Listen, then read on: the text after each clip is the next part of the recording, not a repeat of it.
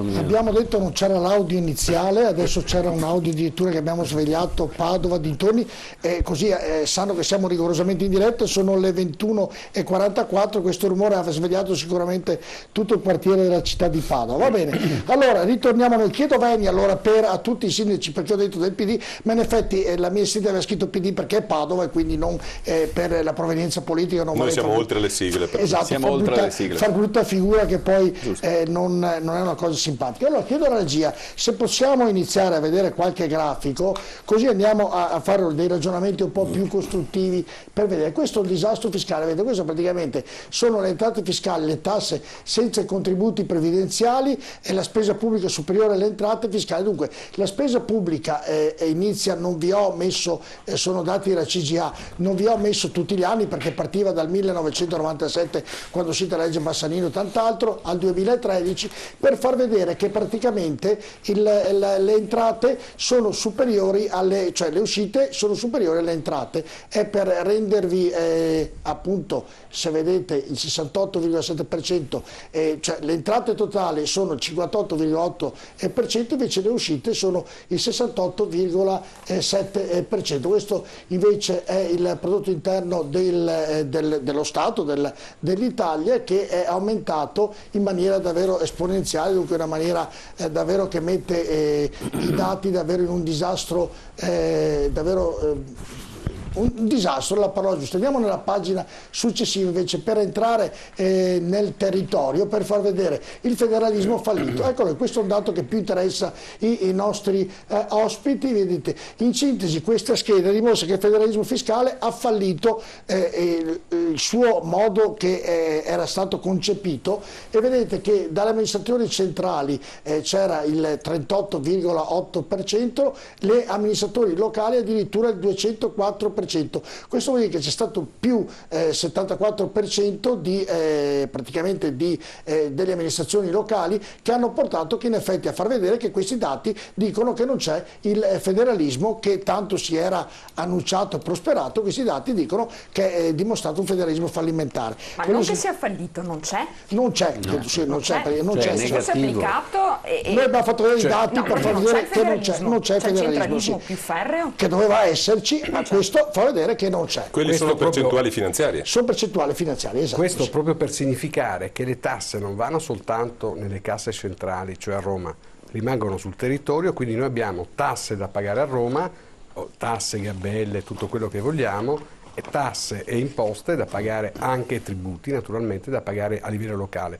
Tutta questa somma che ha evidenziato il grafico fa sempre più arrabbiare i contribuenti, perché alla fine sono ormai, come dire, spremuti come limoni, non lo so, ma sicuramente sono spennati totalmente, perché le risorse stanno finendo anche nelle famiglie. In effetti, se guarda il caso, se lo analizziamo, gli amministratori centrali, cioè per amministrazioni centrali si intende a Roma, hanno avuto dal 97 al 2010 più 38,8%, quelle locali praticamente 204, i comuni 204, cioè una variazione pazzesca. Pazzesca, esatto, è un dato davvero. Questo è proprio la pazzia che purtroppo governa il nostro territorio nazionale, cioè chi sta a Roma probabilmente, al di là di questi dati, non ha neanche, voglio dire, la conoscenza tecnica di quello che è un imposto, una tassa. Io a volte, parlando con qualche sparuto parlamentare, gli ho chiesto la differenza tra tasse e imposte, che è una cosa che dovrebbero sapere tutti, cioè cosa significa tassa, cosa significa imposta, cosa significa tributo, cosa significa contributo. Mi hanno risposto picche,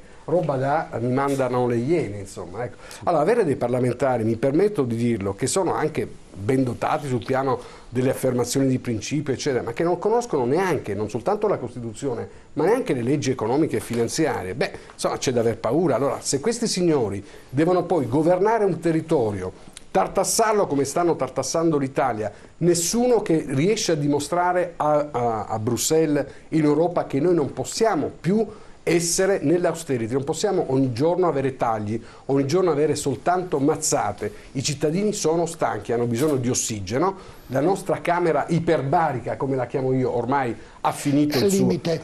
No, proprio siamo al limite massimo, perché anche quello che poteva essere il risparmio familiare di una volta non c'è più, sta sempre più diminuendo. Salvo, oggi un sindaco, io voglio andare proprio nel pratico, dice, guardando questi dati, le tasse che paga un cittadino sono davvero enormi nel locale, non so, come faccio a incassare soldi per far mandare avanti il comune?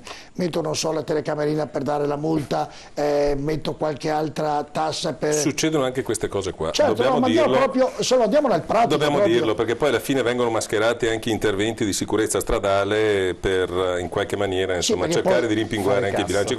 Voglio dire, il mondo è vario, è bello, insomma ci sono anche la fantasia anche degli amministratori molto spesso insomma non conosce limiti, ma il dato che vedo lì è un po' preoccupante, nel senso che più 204,3%, più 74,40% tiene conto secondo me non soltanto dei dati delle amministrazioni comunali, ma anche dei dati delle provinciali regioni, e soprattutto delle regioni, perché quando si parla di amministrazioni locali dovrebbero essere lì dentro tutte quelle diverse dall'amministrazione centrale dello Stato. E allora il problema è proprio andare ad analizzare dove c'è stato l'incremento, l'aumento esponenziale della spesa pubblica all'interno delle amministrazioni locali. Probabilmente questo non è avvenuto, tranne qualche caso eccezionale che è stato citato prima, vedi Roma, vedi Catania, dove alle fine magari vengono erogati con semplici accorgimenti nelle leggi finanziarie centinaia di milioni di euro, ovviamente per porre rimedio anche all'incapacità amministrativa di tanti amministratori. Probabilmente la crescita esponenziale è avvenuta non a livello di comuni,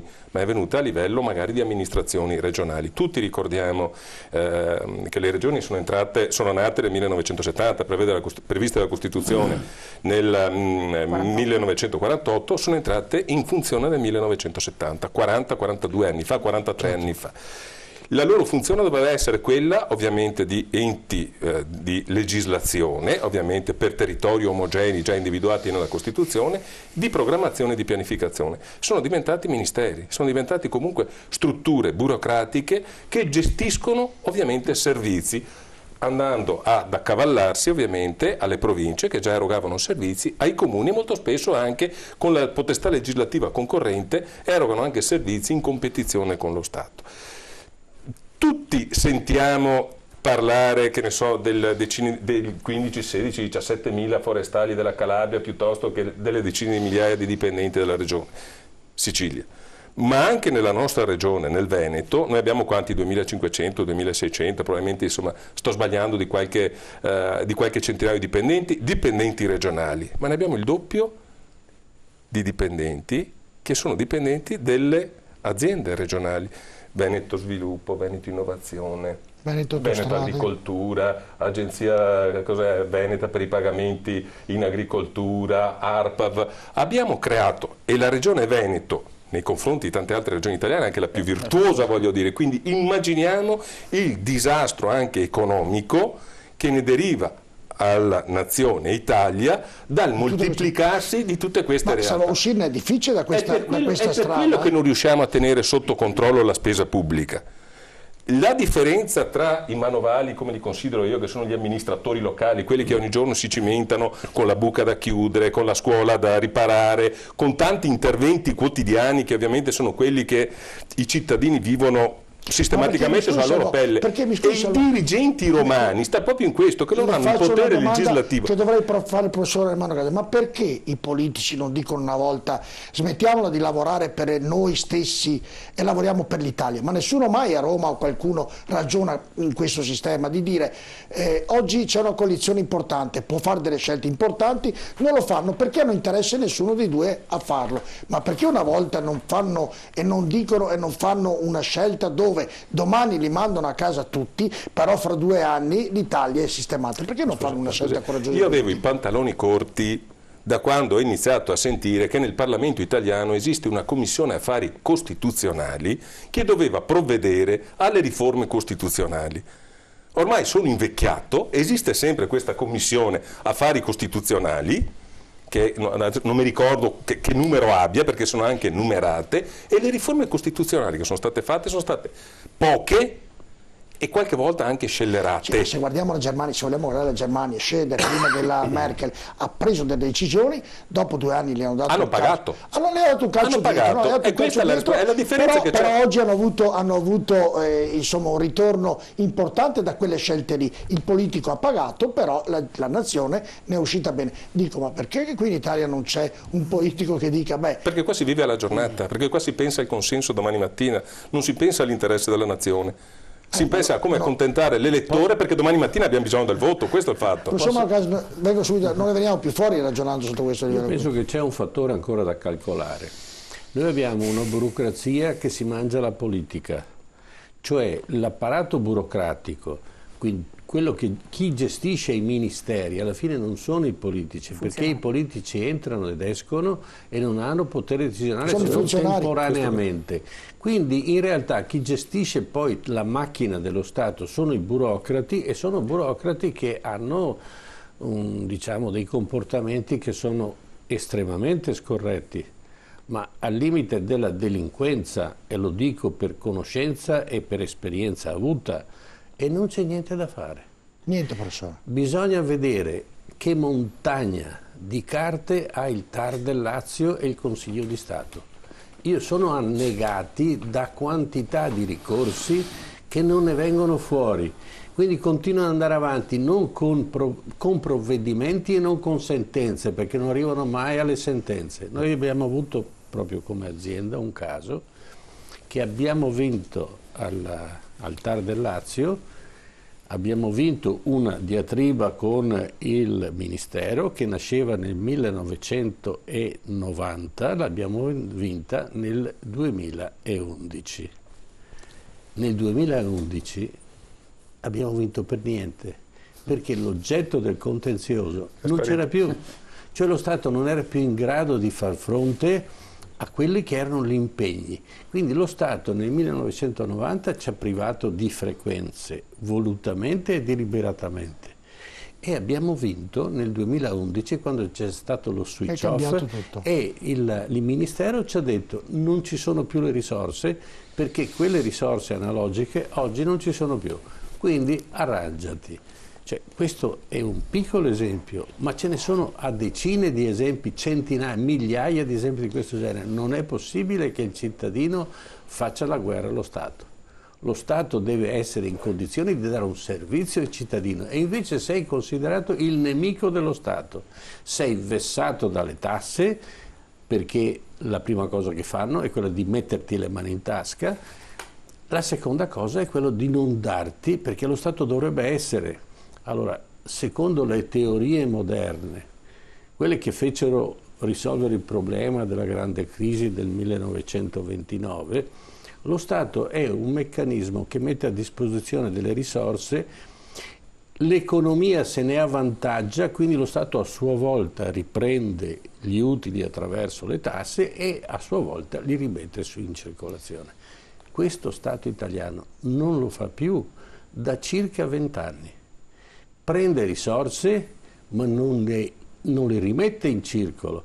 Tant'è vero che con gli ultimi provvedimenti, e come diceva il Ramundo, con i prestiti della BCE hanno riempito le tasche delle banche a zero rischio, alla modica cifra del 0,25%. Io penso che arrivati a questo punto la BCE presterà denaro pagando e non chiedendo interessi, perché a questo punto non so come può dare più denaro.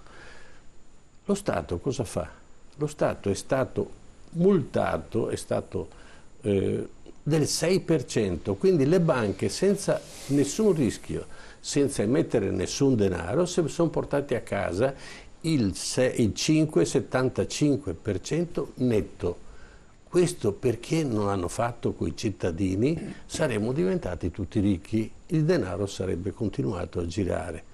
Ma c'è di più, che in realtà non è stato il 6%, ma è stato il 12%, perché le banche quando hanno preso il denaro, nel giro di un nanosecondo, perché questa cosa si fa a computer, quando viene accreditato il denaro e c'è l'asta dei BOT, dei CCT, dei beni pubblici, automaticamente quando li acquisto li accantono, li metto a disposizione, che mi accreditano il 90%. Quindi se una banca ha avuto 10 miliardi di euro in prestito che gli renderanno 600 milioni di euro ogni anno senza fare nulla e senza rischiare nulla, immediatamente le rimette lì e avrà 500 e rotti milioni di euro, perché quelli stessi li ho messi a garanzia e ho ripreso una disponibilità di denaro che mi consente di raddoppiare.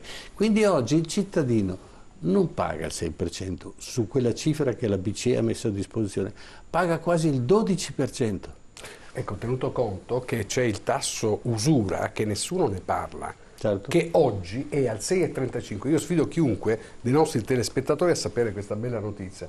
Dovrebbe andare in banca e chiedere: scusi, ma lei, direttore, sa quant'è il tasso? Cioè, con i nuovi meccanismi della BCE si è determinato con lo 0,25 più lo scarto del 3 e il doppio, si può arrivare al massimo come tasso usuraio, cioè per non essere considerati usurai, certo. 6,35. Io sfido chiunque ad avere un rapporto di conto corrente passivo con la banca che abbia il 6,35. Anche se qualche 27, magistrato ha dato 28. ragione. Allora, Aspetti, no, ma mi scusi, scusi, questo questo anche per riprendere, scusi, quello che diceva il professore prima, cioè noi stiamo andando addirittura a regalare al Monte dei Paschi 4 miliardi di euro dei sacrifici degli italiani, perché bisogna rimettere a posto quella banca, nessuno lo sta dicendo. Ci sono 4 miliardi che potevano essere beneficiati tutti i comuni, e invece di là si prendono e si portano direttamente a Siena per cercare di mettere a posto quell'altro disastro finanziario di cui nessuno ne parla e soprattutto non c'è mai un responsabile. C'è l'Italia delle non responsabilità, cioè chi sbaglia non va in galera, chi sbaglia non paga, se c'è un ministro che ha fatto dei danni all'inizio della puntata non fa niente. Questa è la situazione e i cittadini vanno in escandescenze. certo. No? Professore, ragionando faceva all'inizio, nessuno paga ma praticamente. c'è un piccolo dettaglio. Allora, le banche portano a casa dell'ultimo prestito della BCE, che è stato di 270 miliardi, portano a casa 28 miliardi all'anno netti. E non li prestano alle aziende, incassano, li trattengono e basta. Hanno bloccato la circolazione del denaro. Gianno, chiedo alla regia se può mettermi anche il grafico dal 2000 ad oggi, da prima dell'euro, dopo l'euro, com'è la situazione economica italiana.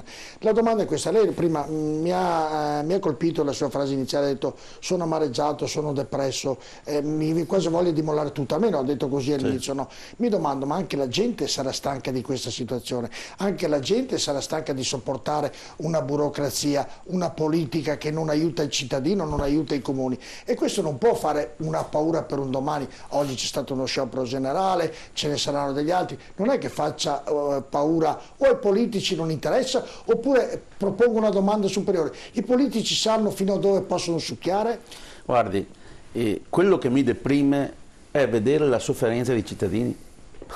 A me, guardi, paradossalmente dei conti del comune potrebbe anche interessare fin là, ma è vedere la fatica che stanno facendo gli italiani. Io penso agli italiani che conosco, a quelli che ho intorno, quello che stanno facendo in questo momento, e lo stanno facendo senza avere risultati concreti, poi con questi meccanismi così ben illustrati a livello di macrosistemi che si regolano poi all'interno di salotti o di comunque luoghi diversi.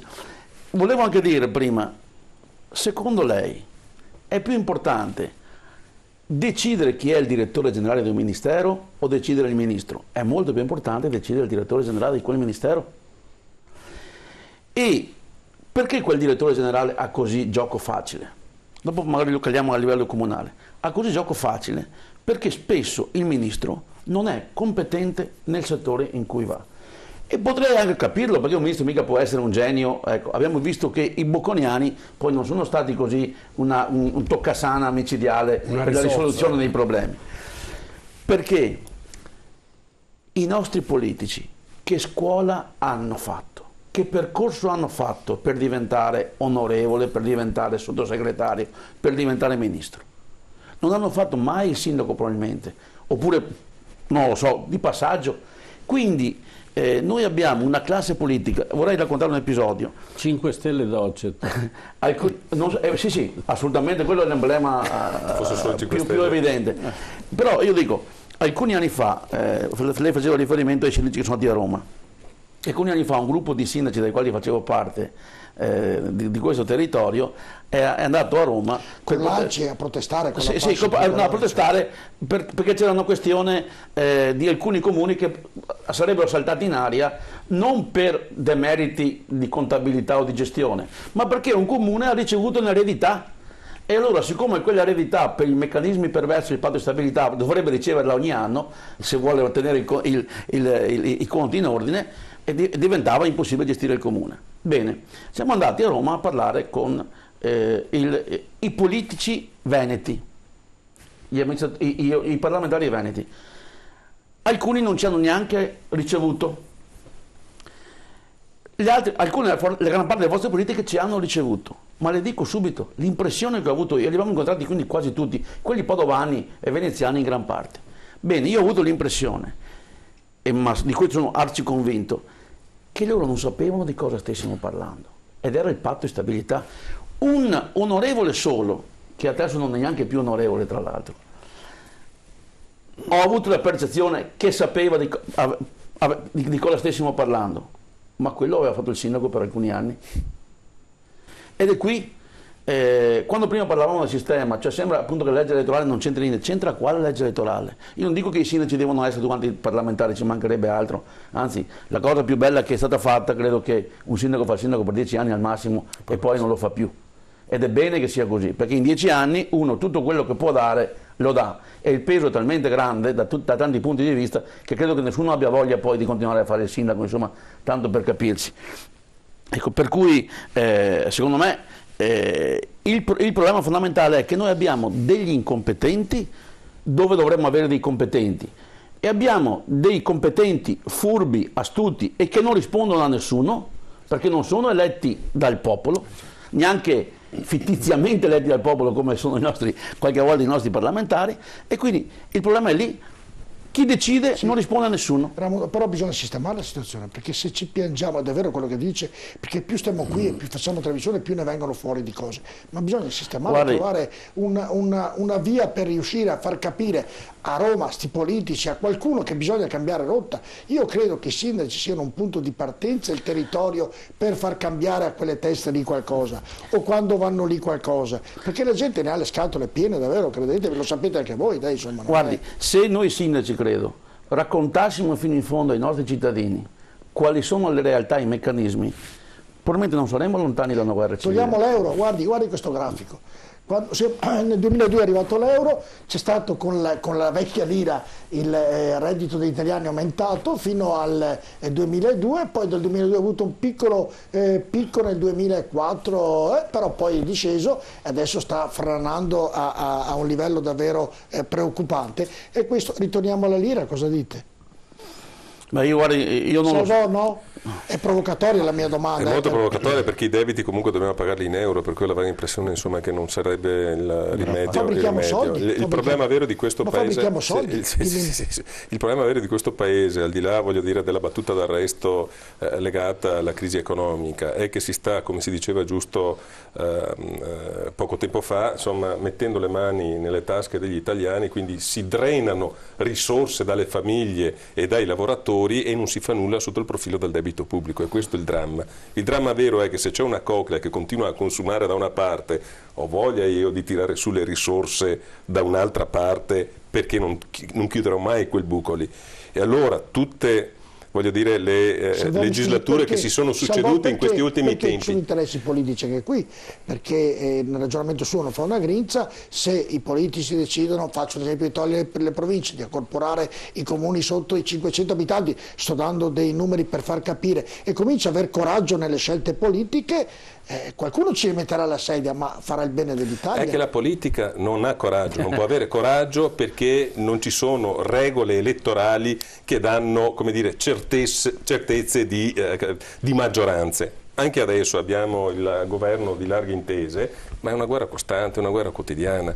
Per cui andiamo avanti, si vive alla giornata. Però, e ormai è troppo tempo che viviamo alla giornata. Di larghe attese. Di larghe attese. E poi dall'altra parte abbiamo anche il problema, come è stato giustamente detto, di una burocrazia che veramente non è soltanto asfissiante, è anche determinante. Questo Paese ha voluto, con le riforme elettorali che si sono succedute in questi ultimi anni, americanizzarsi. No, abbiamo voluto il sistema uninominale, maggioritario, immaginando due grandi partiti sulla falsariga degli Stati Uniti che si contendono il panorama politico. Ma lì, quando qualcuno vince, tutti i dirigenti vanno a casa. Poi sì. E la classe politica si porta i propri manager, perché rispondono a quella classe politica. Qui invece vogliamo essere ibridi, un po', vogliamo essere americani da una parte, ma siccome abbiamo delle convenienze dall'altra, vogliamo continuare ad essere italiani, cioè un po' pressapochisti, un po' approssimativi, un po', adesso con tutto rispetto per i siciliani o per i napoletani, un po' napoletani, no? Cioè della serie l'arte di sopravvivere. Ci arrangiamo comunque, no? O una cosa o un'altra, soprattutto in questo periodo in cui insomma l'economia, la finanza, il mondo ci sta dicendo che non possiamo continuare a fare così. Volevo un attimo rubarvi la parola per un minuto dicendo che da 25 anni il nostro paese è fermo, cioè economicamente parlando, noi da 25 anni non è che abbiamo avuto un PIL straordinario, cioè mentre i paesi del Far East o comunque di altre zone del mondo salgono intorno al 6, 8, 10, 12%, noi addirittura siamo allo 0, cioè i decimali, o almeno 1 o almeno 2, cioè siamo veramente fuori. Non c'è nessuna strategia per il lavoro. Io sono preoccupatissimo per i ragazzi, per i nostri figli, per i giovani, perché così facendo li stiamo disinnamorando sia del paese, sia dei politici, sia forse anche dei genitori che insomma vedono che sono fermi, che non sanno che pesci prendere, che devono a quel punto chiedergli per forza dammi un aiuto, dammi qualcosa da fare. Questo è il vero problema. Allora, non si crea lavoro, l'economia è ferma, c'è un problema di internazionalizzazione mondiale per cui i mercati e i denari ormai spariscono, cioè l'Europa, nessuno lo dice, si è impoverita, in 10 anni si è impoverita perché tutti i veri capitali sono migrati, sono andati in altre zone, qui non arriva più niente. In Italia poi in particolare non vengono a investire più perché tra problemi di giustizia, tra burocrazie, tra tasse, tra imposte, tra vessazioni, tra pizzi e tutta un'altra serie di cose, nessuno è così pazzo da investire in Italia, per cui non si crea più lavoro, non c'è più l'economia che gira. E allora se i nostri ben pensanti diciamo signori che sono a Roma non capiscono queste che sono diciamo le fondamenta, i principi di un'economia, evidentemente possono mettere tutte le tasse che vogliono, ma tra un po' avranno soltanto delle bastonate dalle persone perché non ce la fanno più. Dopo rientro dalla pubblicità, professore, si vuole sentire che il suo pensiero su questo grafico e poi al rientro, se la pubblicità, vengo dall'Avventurini perché vorrei sapere, e lo chiedo a lei e ovviamente anche a tutti gli ospiti sindaco, nel vostro paese quanti sono i poveri, se sono aumentati e poi cosa vengono a chiedervi? Io avrò piacere di sapere dal sindaco Venturini, poi al rientro dalla pubblicità cosa vengono a chiedere giornalmente il cittadino di Casalserugo povero ogni giorno alla sua porta. Rimanete con noi, a tra poco.